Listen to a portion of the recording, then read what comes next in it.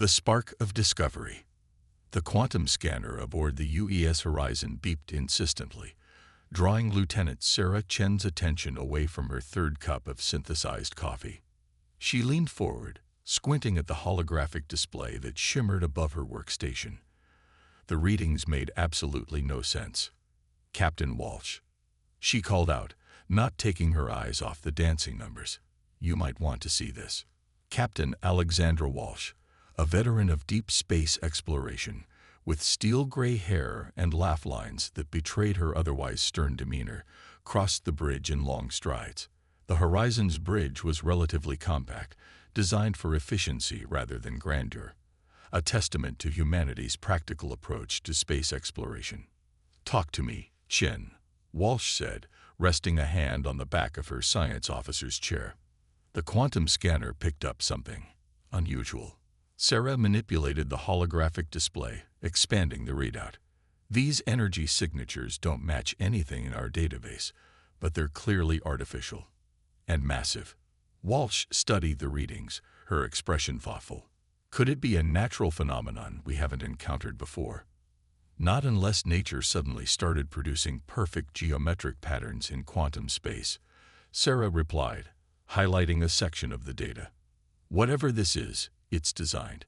And if I'm reading these measurements correctly, it's big enough to encompass an entire star system." The captain straightened, a familiar glint in her eye. Sarah had seen that look before.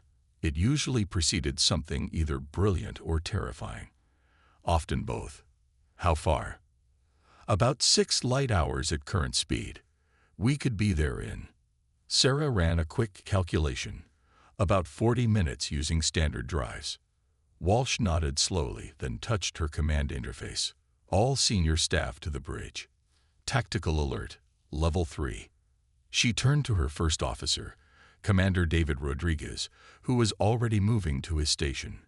"David, start running defensive simulations. If this is first contact, I want us ready for anything." As the bridge crew rushed to their stations, Sarah couldn't help but smile. This was exactly why she joined the United Earth Space Force. The thrill of discovery, the unknown waiting to be found.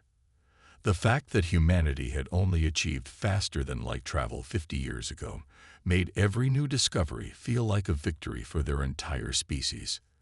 The senior staff assembled quickly. Chief Engineer Dr. Kira Patel, Security Chief Michael O'Neill, and Communications Officer Dr. James Wilson. Each brought their own expertise and perspective, a diversity of thought that had saved their lives more than once during their 3-year mission. "Ladies and gentlemen," Walsh began, gesturing to the main view screen where Sarah's data was now displayed, "we may have just stumbled onto something unprecedented. Dr. Wilson, are you picking up any communications?" James adjusted his neural interface, his fingers dancing through invisible commands. "Nothing on standard channels. But, wait." His eyes widened slightly. "There's something in the quantum noise. It's structured, definitely artificial, but encoded in a way I've never seen before. The patterns are beautiful, actually, almost like music. Can you decode it? Given time, maybe. The AI is already working on it, but whoever created this is operating on principles we haven't encountered before." Walsh nodded. "Dr. Patel, what about the energy readings?" Kira was already deep in analysis, her augmented reality displays filling the air around her with complex equations. "It's fascinating, Captain.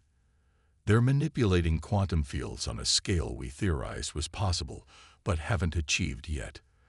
The precision is remarkable." She looked up, her dark eyes bright with excitement. "Whatever built this has a level of technological sophistication well beyond ours." "Hostile capabilities?" O'Neill asked, ever the security officer. "Unknown," Kira replied.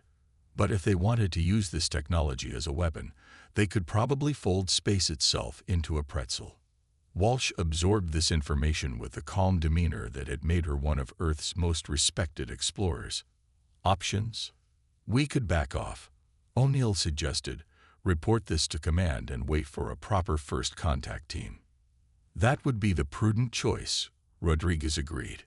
"Or Sarah found herself saying, "We could do what we came out here to do. Explore, make contact, push the boundaries." Walsh's lips curved in a slight smile. "The universe is full of prudent species, Commander Rodriguez. Humanity didn't get to the stars by being prudent." She straightened her uniform.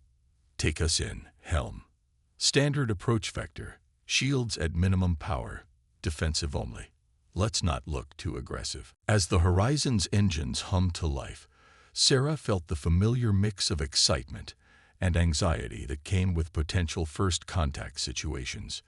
Humanity had encountered other species before, of course, the Meridians with their liquid metal technology, the silicon-based crystalloids, even the enigmatic Energy Collective. But each new contact brought its own challenges and opportunities. The next 30 minutes were tense with anticipation. The quantum signature grew stronger as they approached, resolving into a complex network of interconnected fields that somehow maintained perfect stability despite their size. "Energy spike," O'Neill called out suddenly. "Something's scanning us." Before anyone could react, the view screen filled with a sight that made Sarah's breath catch. A massive structure had seemingly materialized from nowhere, a perfect dodecahedron that seemed to be made of light and shadow, its surface rippling with patterns that hurt her eyes if she looked at them too long. "By all that's holy," James whispered, his neural interface struggling to process the incoming data. The complexity of the signal just increased exponentially. I think they're trying to communicate." The bridge crew watched in amazement as the structure began to transform, its surfaces flowing like liquid geometry, until it formed what appeared to be a reception array aimed directly at them. "Incoming transmission," James announced. "The AI has partially decoded their language matrix, standing by to translate." Walsh stood, straightening her uniform once more. "Open a channel." What came next would change humanity's understanding of the universe forever. The voice that filled the bridge was neither mechanical nor organic, but something in between, speaking in perfectly accented English that somehow carried undertones of mathematical precision. "Unidentified vessel, you have entered the space of the Praxian Collective. Your presence has been noted, categorized and filed according to Protocol 7249B subsection 12. Please stand by for standard first contact procedures, which will commence in approximately 3.47 minutes according to your temporal measurements. Deviation from prescribed responses will result in immediate quarantine and classification as a Class 3 civilizational anomaly. We appreciate your cooperation in maintaining universal order." Sarah caught the captain's eye and had to suppress a grin. If there was one thing humans had never been good at, it was following prescribed responses. This was going to be interesting. Walsh cleared her throat. "This is Captain Alexandra Walsh of the United Earth Ship Horizon. We come in peace and with great curiosity about your civilization. However, I should warn you, humans tend to be rather poor at following protocols we haven't helped create." There was a pause that lasted exactly 2.15 seconds. "This response does not conform to any acceptable first contact parameters. Please restate your greeting according to Universal Standard Format 15A. Walsh's smile grew slightly wider. "I'm afraid that's not how we do things. Perhaps we could skip the formalities and have a real conversation. We have coffee." Another pause, longer this time. When the voice returned, it carried a note that might have been confusion. "This is highly irregular. The concept of coffee does not appear in any of our first contact protocols. Please explain its relevance to standardized diplomatic procedures." And so began humanity's first contact with the Praxian Collective, not with warfare or formal diplomacy, but with an offer of coffee and a complete disregard for protocol that would eventually turn the galaxy's most ordered civilization upside down. Protocol breakers. The reception chamber aboard the Praxian vessel defied human expectations of alien architecture. Instead of the cold, metallic environment they'd anticipated, the room seemed to be constructed entirely of flowing mathematical equations made visible through some technology that the Horizon's sensors couldn't even begin to comprehend. Captain Walsh watched as numeric sequences rippled across the walls like waves, each creating perfect geometric patterns before dissolving into new formations. "This is highly irregular," declared First Administrator Vex 427. "Their form a constantly shifting arrangement of light and energy, contained within a roughly humanoid shape. You have failed to complete forms 62B through 259F, which are absolutely essential for any diplomatic interaction." Sarah Chen bit her lip to keep from smirking, as Captain Walsh responded with her characteristic blend of diplomacy and irreverence. "Perhaps we could handle the paperwork after we've gotten to know each other. On Earth, we find that personal connections often facilitate better understanding than formal documentation." The energy patterns making up Vex 427's form flickered in what the humans had begun to recognize as distress. "But how can we properly categorize and quantify our interaction without the appropriate documentation? This violates at least 73 different protocols." Dr. James Wilson, who had been quietly working with his neural interface to analyze the Praxian language patterns, cleared his throat. "If I may, First Administrator, our studies suggest that rigid adherence to predetermined protocols can actually limit the potential outcomes of first contact situations.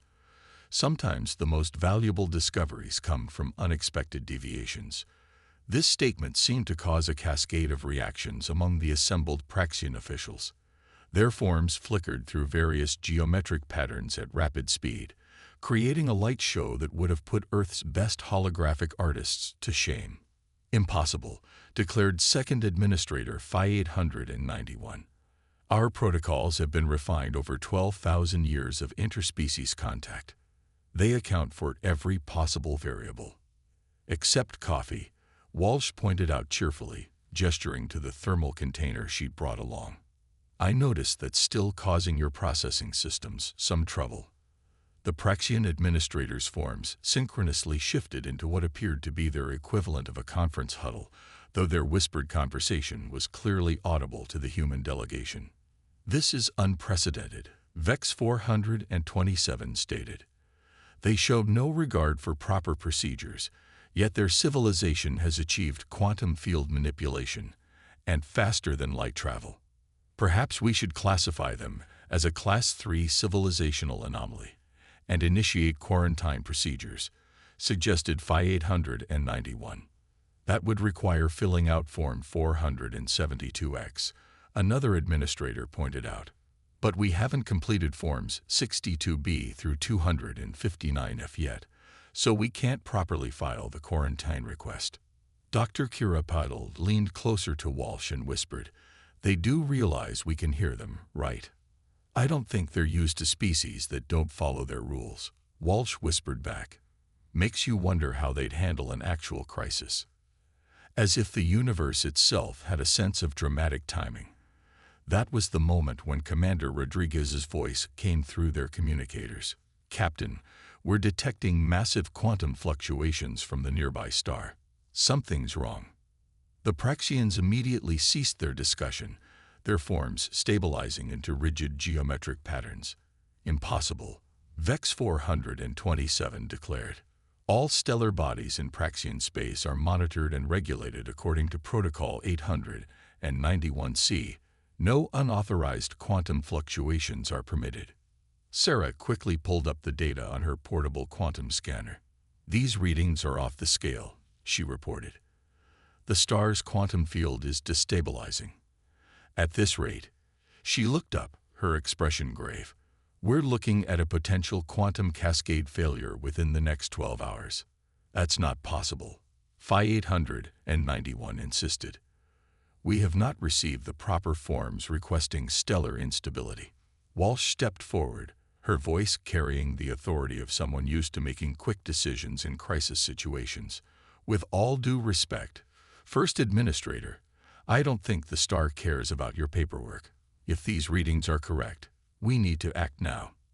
There are procedures for handling stellar anomalies," Vex 427 stated, though their form wavered slightly. "First, we must file an emergency response initiative through the proper channels. Then, after receiving approval from the Central Protocol Committee, which takes an average of 3.7 days to process, another administrator helpfully added. The star will have gone quantum critical in 12 hours, Sarah interrupted. We don't have 3.7 days. The Praxian administrator's forms began flickering rapidly, their usual geometric patterns dissolving into chaotic swirls of light and energy. It was the first true display of disorder the humans had seen from them, and it was both beautiful and alarming. This situation does not fit any existing protocols, Vex 427 admitted, their voice carrying an unfamiliar note of uncertainty. We don't know how to proceed without proper documentation. Walsh shared a quick look with her crew before stepping forward. Then perhaps it's time to try something new. On Earth, we have a saying, rules are made to be broken. Sometimes survival requires us to think outside the box. Breaking rules. Thinking outside geometric containment units. The very concept seemed to cause the Praxians physical distress. Such actions would violate the very foundation of our society. Your society won't have much of a foundation left if that star goes quantum critical, Dr. Patel pointed out. Our calculations suggest the cascade failure would destroy everything within a 50 light-year radius. There was a moment of perfect stillness as the Praxians processed this information. Then, in a move that probably violated at least 100 protocols, Vex 427 turned to Captain Walsh and asked, "What do you suggest?" Walsh smiled, though her eyes remained serious. "First, we need to combine our knowledge. Your understanding of quantum field manipulation is far beyond ours, but we humans have quite a bit of experience with improvising solutions to impossible problems." She turned to her crew. "Dr. Patel, work with their quantum specialists. Sarah, I need you too." "This is highly irregular," Phi 891 interrupted. "We cannot simply improvise. There are no protocols for improvisation." "Exactly," Walsh replied. "And that's precisely why it might work.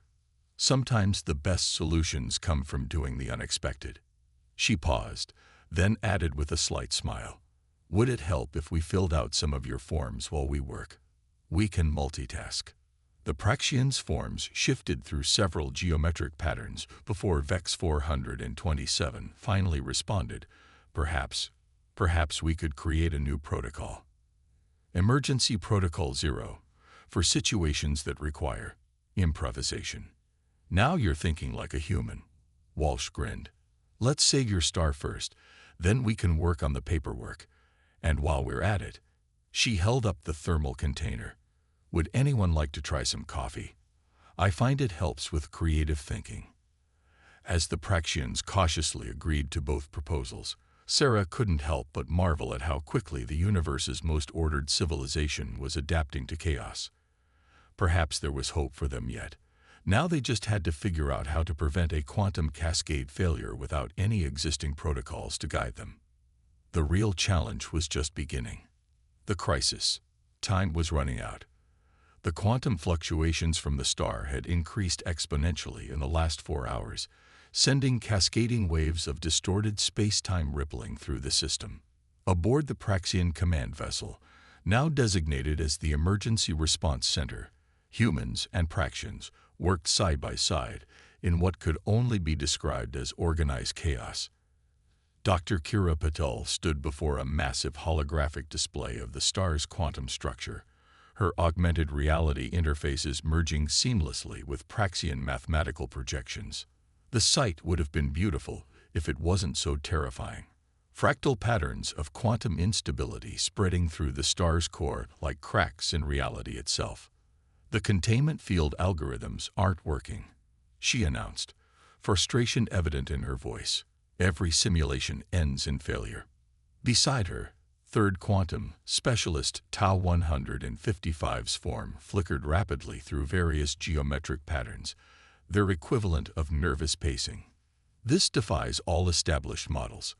According to our calculations, this level of quantum destabilization should be impossible without proper authorization."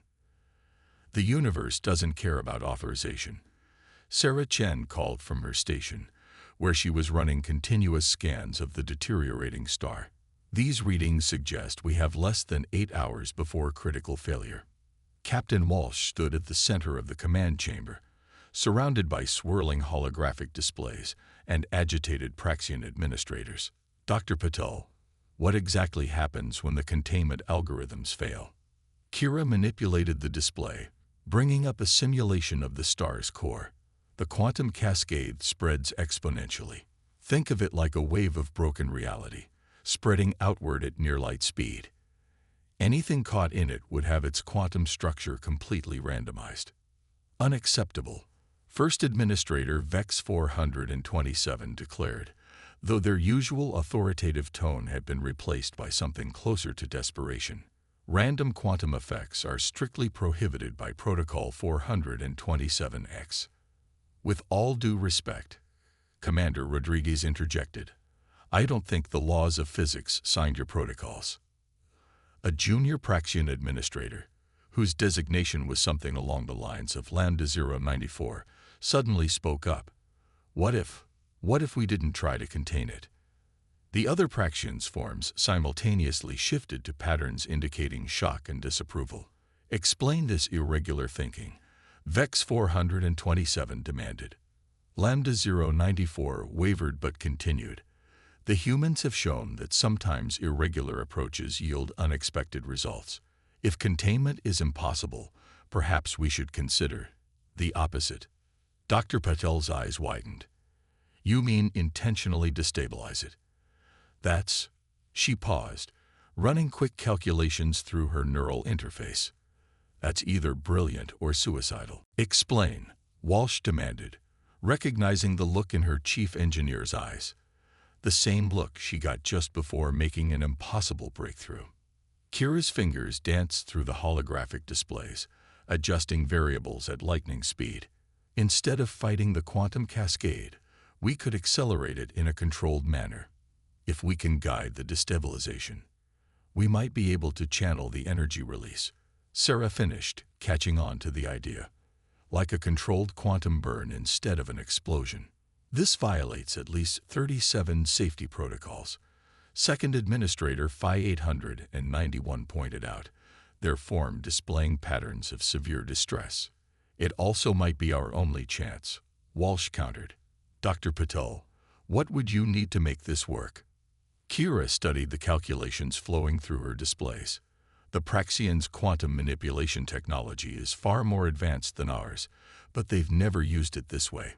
We'd need to completely reconfigure their field generators, create new control algorithms. She glanced at the time display, and do it all in less than 7 hours.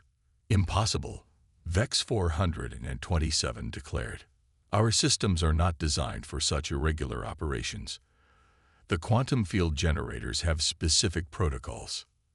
Then we'll write new ones, Walsh interrupted. She turned to the assembled Praxians, her voice carrying the weight of command. Your protocols have served you well for thousands of years, but right now they're as stable as that star. Sometimes survival requires us to throw away the rulebook and embrace chaos. A ripple of geometric distress patterns swept through the Praxian administrators.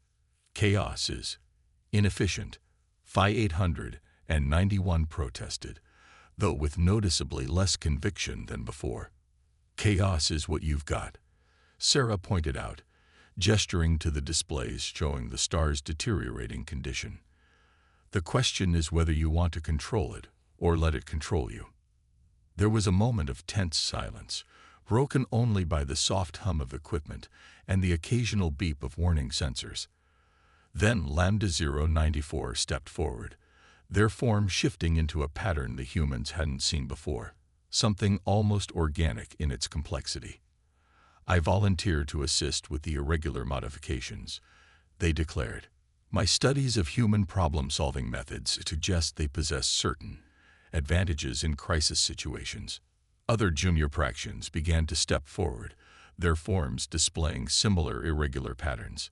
Even some of the senior administrators showed signs of geometric uncertainty, which Sarah was beginning to recognize as the Praxian equivalent of thinking outside the box. VEX 427's form fluctuated through several complex patterns before stabilizing. "This is unprecedented," they announced. But perhaps unprecedented problems require unprecedented solutions. They turned to Captain Walsh. "How do you suggest we proceed?" Walsh smiled grimly. "First, we need to break your people into smaller, more flexible teams. Hierarchy and protocols have their place, but right now we need speed and adaptability." She glanced at her crew. "Dr. Patel, you'll lead the quantum field reconfiguration team. Sarah, work with their sensor specialists. We need real-time feedback on every change we make. Commander Rodriguez, coordinate between teams and keep track of our timeline." "And the protocols?" Phi 891 asked, their form showing signs of both anxiety and curiosity. "Consider this a practical lesson in human emergency procedures," Walsh replied. "Rule 1. Do what works. Rule 2. If it doesn't work, try something else. Rule 3. Keep trying until you succeed or run out of options." "That's not very systematic," one of the Praxian technicians observed. "No," Walsh agreed, "but it's kept humanity alive through every crisis we faced. Sometimes the best systems are the ones that can adapt to change." She straightened her uniform. "Now, let's save your star. We can document how we did it afterward." As the mixed teams of humans and Praxians began their desperate work, Sarah noticed something remarkable. The Praxians' usually perfect geometric forms were beginning to show subtle variations, organic flourishes that would have been considered signs of dangerous irregularity just hours ago. They were adapting, learning to embrace uncertainty even as they applied their precise knowledge to the problem at hand. The next few hours would determine not just the fate of this star system, but potentially the future of both civilizations. The universe, it seemed, had a peculiar sense of humor, teaching the galaxy's most ordered society the value of chaos through their chance encounter with humanity. Now they just had to survive long enough to appreciate the irony. Unconventional solutions. The next 6 hours aboard the Praxian command vessel redefined the meaning of organized chaos. What had started as an emergency response was rapidly evolving into something unprecedented, a fusion of human intuition and Praxian precision that defied all existing protocols and possibly several laws of physics. Dr. Kira Patel stood in the center of what had once been the vessel's perfectly ordered quantum control chamber. Now it looked more like a mad scientist's laboratory, with holographic displays showing cascading equations that merged human theoretical models with Praxian quantum mathematics. Around her, a team of increasingly disheveled Praxians worked alongside the Horizon's crew, their geometric forms showing more organic variations with each passing hour. "The quantum field modifications are at 93% completion," Lambda 094 reported, their form rippling with patterns that would have been considered dangerously irregular just yesterday. "Though I must note that we have violated approximately 142 standard safety protocols to achieve this." "Only 142. Kira replied with a grim smile, her fingers dancing through the holographic interface. "We must be losing our touch. Sarah, how's the star looking?" Sarah Chen's voice came through the comm system, tense but controlled. "Not good. The quantum cascade has accelerated. We're looking at less than 2 hours before critical mass." A pause. "Also, the star just started producing quantum harmonics that technically shouldn't be possible in this universe." "Fascinating," one of the Praxian scientists commented. "Should we file a reality violation report?" "Let's focus on preventing reality from completely unraveling first," Commander Rodriguez suggested from his coordination station. Status updates from all teams.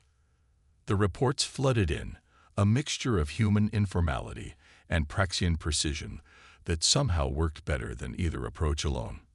The quantum field generators had been completely reconfigured, breaking about a dozen fundamental engineering principles in the process. The containment algorithms had been rewritten from scratch, combining Praxian mathematical precision with human-style adaptive programming that made the more traditional administrators deeply uncomfortable. Captain Walsh watched it all from the command center, where she and First Administrator Vex 427 had established an unlikely partnership. "Your people are adapting remarkably well," she observed. Vex 427's form shifted through several contemplative patterns. Perhaps adaptation itself is a form of protocol we have forgotten. Our records indicate that our society was not always so. They seem to search for the right word. Structured. "Crisis has a way of reminding us who we really are," Walsh replied. "Sometimes we need to break things to fix them properly." "A most irregular philosophy," Vex 427 noted, "yet I cannot deny its effectiveness." They gestured to where Lambda 094 was enthusiastically explaining a highly unorthodox quantum manipulation technique to a group of fascinated human engineers. Some of our younger members seemed particularly receptive to these creative approaches. Their conversation was interrupted by an urgent call from Dr. Patel. "Captain, Administrator, we're ready for the first test. But I should warn you, this is going to look very, very wrong before it looks right." Walsh and Vex 427 shared a look, or whatever the equivalent was when one party consisted of geometric patterns of light and energy. "Proceed," they said simultaneously. The next few minutes were a symphony of controlled disaster. The modified quantum field generators activated, creating patterns of energy that caused several Praxian technicians to display distress patterns just from looking at them. The star's quantum cascade began to accelerate, but now it was being channeled, guided by the bizarre combination of precise Praxian technology and human improvisation. "This is incredible," Sarah reported, her voice filled with scientific excitement despite the danger. "The quantum harmonics are actually stabilizing, just in a completely different configuration than anything we've seen before. It's like we're teaching the star new laws of physics." "That should be impossible," one of the senior Praxian scientists declared. "Impossible is starting to lose its meaning around here," Rodriguez observed. The next hour was the longest and shortest any of them had ever experienced. The star's quantum structure was completely transforming, guided by their desperate innovations. Energy patterns that defied conventional physics rippled through space, creating effects that would keep scientists of both species busy for decades. Finally, after what seemed like an eternity of controlled chaos, Sarah's voice came through again. "The cascade is stabilizing. The quantum harmonics are settling into a new pattern. It's like nothing we've ever seen before, but it's stable." A cheer went up from the human crew members, while the Praxians displayed their equivalent, geometric patterns of mathematical perfection that somehow incorporated elements of organic randomness. It was beautiful in a way that defied their usual aesthetic. "Remarkable," Vex 427 observed, their form displaying patterns of what might have been wonder. "We have not merely prevented a disaster, we have created something entirely new. A star that operates on principles that merge order and chaos." "That's not the only thing that's been transformed," Walsh noted, looking around at the changed command center. "The Praxians' perfectly ordered systems have been modified, improved by the introduction of controlled chaos. More importantly, the Praxians themselves seem different, their forms showing more variation, their thoughts more adaptable." Lambda 094, who had emerged as something of a bridge between the two species approaches, spoke up. "I believe we should create a new protocol to document this experience, not as a rigid framework, but as a guide for creative problem solving." "Protocol 0, Vex 427 agreed, surprising everyone. "For situations that require us to think beyond our traditional patterns." They turned to Captain Walsh. "Though perhaps we should wait until after we've had some of that coffee substance you mentioned. I find myself curious about its effects on cognitive flexibility." Walsh grinned. "Now you're really thinking like a human." She looked around at the merged teams of humans and Praxians, all displaying various signs of exhaustion and exhilaration. "I think we could all use a break. And while we're at it, maybe we can discuss some other irregular ideas. I have a feeling both our species could learn a lot from each other." As the crisis teams began to relax, Sarah noticed something extraordinary on her quantum scanners. The star, now stabilized in its new configuration, was producing patterns that somehow merged perfect mathematical precision with organic complexity. It was as if the star itself had learned to balance order and chaos, much like the two species that had just saved it. The universe, it seemed, had a poetry all its own, one that could only be fully appreciated when you were willing to break a few protocols along the way. Evolution of understanding. 3 weeks after the quantum crisis, the UES Horizon's crew gathered in what had once been the Praxian command vessel's primary protocol chamber. The room had been transformed, much like the civilization it belonged to. While the walls still displayed flowing mathematical equations, they now incorporated organic patterns that would have been considered dangerous irregularities mere weeks ago. Captain Walsh sat at a table that somehow managed to be both geometrically perfect and aesthetically pleasing, sharing what had become a regular morning coffee with First Administrator Vex 427. The Praxian leader's form had stabilized into a new pattern that merged their traditional geometric structure with subtle variations, a physical manifestation of how their entire society was evolving. The latest data from the star is fascinating. Vex 427 said, their form shifting in what the humans now recognized as excitement. Its new quantum configuration has opened up theoretical possibilities we never considered in 12,000 years of rigid research protocols. Amazing what a little chaos can do, Walsh replied, sipping her coffee. Though I have to admit, your people's adaptation has been even more impressive than the stars. Around them, humans and Praxians work together in ways that would have been unimaginable during their first contact. Dr. Kira Patel was leading a joint research team that was revolutionizing both species' understanding of quantum physics. Their combined approach, human intuition guided by Praxian precision, had already led to 3 major breakthroughs and 17 violated protocols, a ratio that was becoming something of a running joke. Sarah Chen entered the chamber, followed by Lambda 094, who had been officially designated as the first Praxian irregular solution specialist, a title that would have been grounds for immediate quarantine just a month ago. You need to see this, Sarah announced, pulling up a holographic display. We've been analyzing the long-term effects of our quantum field modifications. It's not just the star that's changed. The entire local space-time fabric has been altered in some fascinating ways. Lambda 094's form shifted into what had become their signature pattern of excited irregularity. The quantum harmonics have established a new type of stability, one that embraces controlled uncertainty rather than rigid order. It's beautiful and completely contradicts approximately 67% of our established physical laws.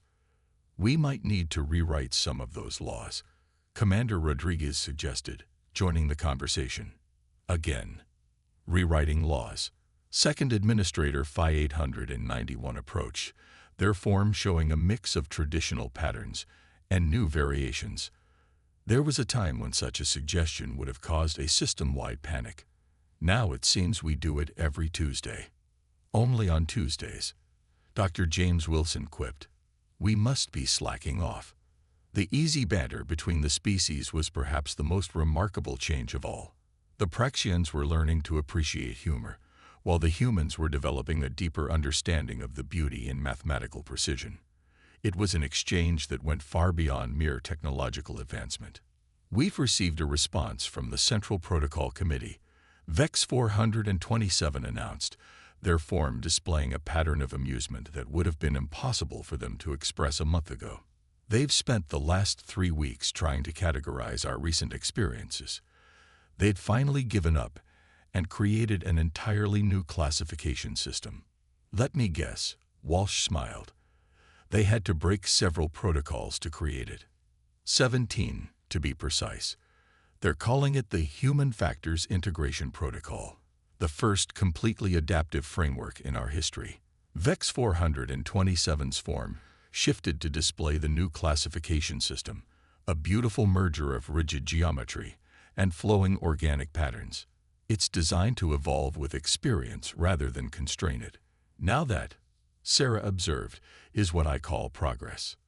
The chamber's atmosphere was interrupted by a junior Praxian administrator rushing in, their form displaying patterns of excitement rather than the traditional geometric urgency that such an entrance would have required. First Administrator, we've received a transmission from the Quantum Collective in the Carina sector. They've detected our star's unique quantum signature and are requesting information about our innovative approach to celestial engineering. Walsh raised an eyebrow. The Quantum Collective. Aren't they the ones who rejected our attempts at contact 12 times due to our excessive adherence to outdated protocols? Yes, VEX 427 confirmed. Their form shifted into what the humans had come to recognize as their equivalent of a smile. Perhaps we should show them how much we've learned about irregular solutions. Are you suggesting we break first contact protocols with another civilization? Phi 891 asked, their tone suggesting they already knew and approved of the answer. Not break, Lambda 094 corrected. Improve. After all, Protocol 0 specifically allows for creative approaches in pursuit of beneficial outcomes. Protocol 0, Walsh mused. You know, when we first arrived, I never would have guessed that the most radical change we'd bring to your civilization would be teaching you how to break rules properly. Not break. VEX 427 corrected, mimicking Lambda 094's tone perfectly. Another new skill they developed. Evolve. Your species taught us that true stability comes not from rigid adherence to unchanging protocols, but from the ability to adapt while maintaining core principles. Dr. Patel looked up from her quantum calculations. Speaking of evolution, the latest data suggests that our modified star's quantum signature is beginning to influence neighboring systems. The pattern of controlled chaos is spreading, creating a network of interconnected quantum states that somehow maintain both stability and uncertainty. Just like us, Sarah observed. Order and chaos, precision and creativity, all working together instead of opposing each other. Walsh stood, looking around at the merged teams of humans and Praxians. I propose a toast, she said, raising her coffee cup, to breaking protocols and making progress.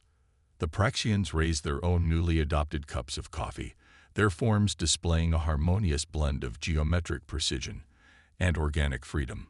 To Protocol 0, they responded in unison, though each with their own unique variation in pattern and tone. As they celebrated, the transformed star at the heart of Praxian space continued its new dance of order and chaos, its quantum signature rippling out through the galaxy like a message to all civilizations. Sometimes the best protocols are the ones that teach you how to break them properly. In the end, humanity's accidental first contact with the galaxy's most rigid civilization hadn't just prevented a disaster. It had sparked an evolution. The Praxians were learning to embrace controlled chaos, while humanity gained a deeper appreciation for the beauty of underlying order.